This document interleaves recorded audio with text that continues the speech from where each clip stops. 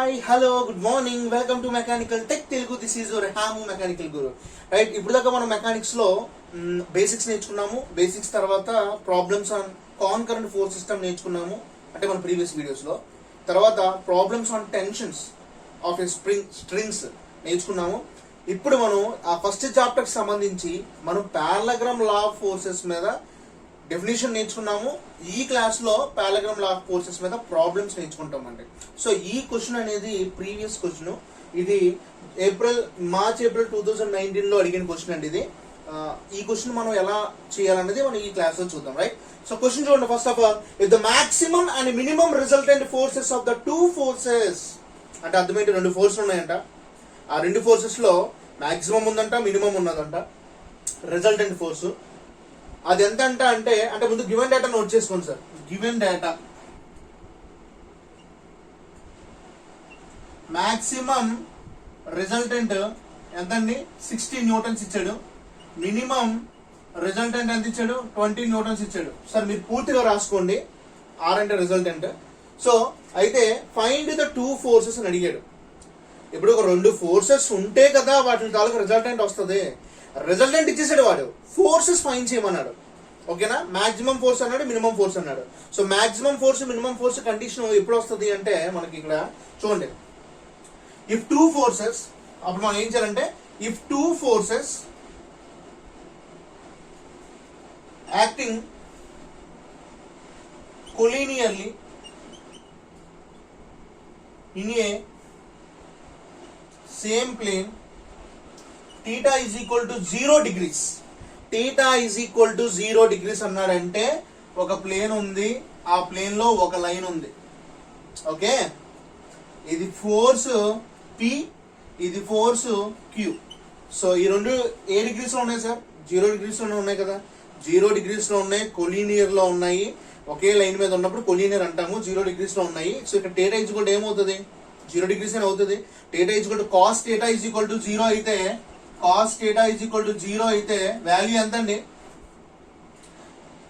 అప్పుడు cos 0 ఏమవుతుంది? cos theta place 0 వేసుకోమన్నాను. cos 0 is equal to 1 కదా. 1 అంటే మాక్సిమమే కదా. అంటే ఈ కండిషన్ లో రిజల్టెంట్ ఫోర్స్, ఏ రిజల్టెంట్ ఫోర్స్ తీసుకోవాలి మనం? మాక్సిమం కండిషన్ తీసుకోవాలి. ఓకేనా? సో మాక్సిమం నేను చెప్పాను సార్. ఇక్కడ కాస్ ఎందుకు తీసుకున్నారంటే హారిజాంటల్ మనం ఎలా కన్సిడర్ చేస్తాము? పైన చేస్తున్నప్పుడు కాస్ కింద కదా తీసుకుంటున్నాము. Horizontal is a cos component, vertical is a sine component. Here cos component ని ఎందుకు కన్సిడర్ చేసుకున్నామంటే హారిజాంటల్ ఫోర్సెస్ కాబట్టి. రైట్, సో ఇక్కడ మాక్సిమం కండిషన్ అయింది. మనకి రిజల్టెంట్ కి ఫార్ములా ఏంటి? R is equal to root over P square plus Q square plus 2pq cos theta. ఇదే కదండి మీకు చెప్పాను ప్రీవియస్ క్లాస్ లో. సో ఇప్పుడు ఆర్ ఈజ్ ఈక్వల్ టు ఈ పీ క్యూ అనేవి ఫోర్సెస్ అనమాట. అవే మనం ఫైండ్ చేయాలి. P question mark, Q question mark. Sir ఎప్పుడైనా ఒక విషయం గుర్తుపెట్టుకోండి, గివెన్ డేటాలో మనం ఏం ఫైండ్ చేద్దాం అనుకుంటున్నామో అది క్లియర్ గా కరెక్షన్ చేసేవాడికి తెలియాలి. వీడు ఫైన్ చేద్దాం అనుకుంటున్నాడో ఫైన్ చేశాడు, ఏం ఫైన్ చేద్దాం అనుకుంటున్నాం, ఏం ఫైన్ చేసి చూపించాం అనేది ఇంపార్టెంట్ అనమాట. సో ఇక్కడ పి అనేది క్యూ అనేవి ఫోర్సెస్ మనం ఫైన్ చేయాలి. So P square plus Q square plus 2pq cos theta అంటే కాస్ 0 1 ఇంటూ 2pq ఏమవుతుంది సార్? 2pq నే అవుతుంది. So R is equal to root over P square plus Q square plus 2pq. ఇది ఏ form లో ఉంది చెప్పండి? A square plus B square plus 2ab అంటే ఏ formula sir? A plus B whole square formula కదా. అప్పుడు బ్రాకెట్ లో ఏం చేస్తారంటే therefore A plus B whole square is equal to A square plus B square plus 2ab అని వేసి ఈ ఫార్ములా ప్లేస్ లో మనం ఏం రాసుకోవచ్చు? ఏ ప్లస్ బి హోల్ స్క్వేర్ రాసుకోవచ్చు కదా. ఇక్కడ ఏ అంటే పి, బి అంటే క్యూ, అంటే A plus B whole square బదులు ఏమని రాసుకోవచ్చు? P plus Q whole square అని రాసుకోవచ్చా? అదే రాసుకుంటాం. So therefore R is equal to root over p plus Q whole square, square కి రూట్ కి cancel, R is equal to p plus Q. Maximum condition లో రిజల్టెంట్ ఎంత ఇచ్చాడండి? 60 Newton's ఇచ్చాడు. సో ఆర్ ప్లేస్ లో ఏం రాసుకోవాలి? 60 is equal to p plus Q. ఇది ఫస్ట్ ఈక్వేషన్ అనమాట. ఇది first equation. So next second equation మనకి ఏంటంటే ఇది మాక్సిమం కండిషన్. మరి మినిమం కండిషన్ ఏమవుతుంది? cos theta is equal to 180 degrees. cos theta is equal to same ఇక్కడ ఒక ప్లేన్ తీసుకుంటాం, ఇలా ఒక ఫోర్సు, ఇలా ఒక ఫోర్సు. సో ఇది P, ఇది Q, అంటే ఇది ప్లస్, ఇది మైనస్. సో ఈ స్ట్రైట్ లైన్ ఎన్ని డిగ్రీస్ అండి? 180 డిగ్రీస్ ఏనా? సో θ ఈక్వల్ ఇక్కడ ఎన్ని డిగ్రీస్? 180 డిగ్రీస్ కదా. సో ఇక్కడ మనం ఏం చేస్తామంటే cos θ is equal to 180 degrees. So cos 180 is equal to -1. అవును కదా, cos 180 ఈజ్ ఈక్వల్ టు -1 కదా. ఇప్పుడు అది మనం ఇందులో రిప్రజెంట్ చేసుకుంటాం అనమాట. So R is equal to √P² plus Q² plus 2PQ 2PQ cos θ. ఇక్కడ cos θ ప్లేస్ లో మనం ఏం రాసుకోవచ్చు? cos 180. ఈ కండిషన్ రాసి మనం మినిమం అని రాసుకోవాలి. ఇక్కడ సేమ్ రాసుకోవాలి. If two forces are acting collinearly in a same plane in opposite direction θ is equal to 180 bracket లో మినిమం అని రాసుకొని ఆ ఫార్ములా వేసి cos θ ప్లేస్ లో ఏం వేసుకోవాలి? 180 వేసుకోవాలి. 180 అంటే ఎంత వాల్యూ? -1 కదా. సో -1 ఇంటూ 2PQ ఏమవుతుంది? -2PQ అవుతుంది. So R is equal to √P² plus Q² minus 2PQ అవుతుంది. ఇక్కడ cos θ అంటే θ ప్లేస్ లో ఏం వేసుకున్నాం? 180.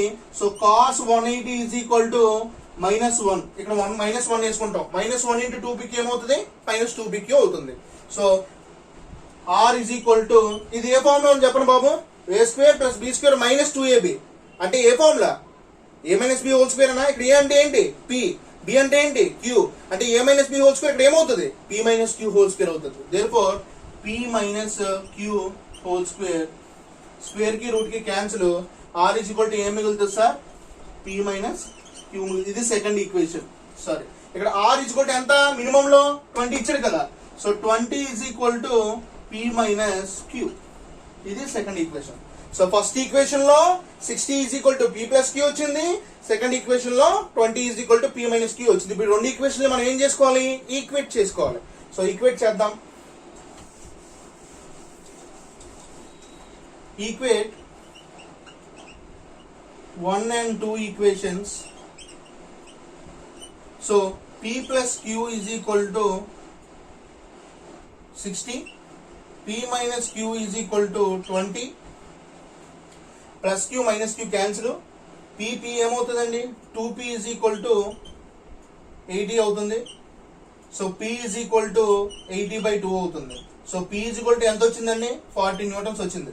P is equal to ఎంత వచ్చింది? 40 న్యూటన్స్ వచ్చింది. ఈ 40ని తీసుకెళ్లి ఏదో ఈక్వేషన్ లో ఇవ్వండి. ఫర్ సపోజ్ దీంట్లో వేద్దాం. సో ఈ P వాల్యూ వచ్చింది కదా సార్, ఈ P వాల్యూని తీసుకొచ్చి దీంట్లో ఇవ్వండి. ఫస్ట్ ఈక్వేషన్ లో, సెకండ్ ఈక్వేషన్ లో వచ్చిన వేసినా వస్తుంది.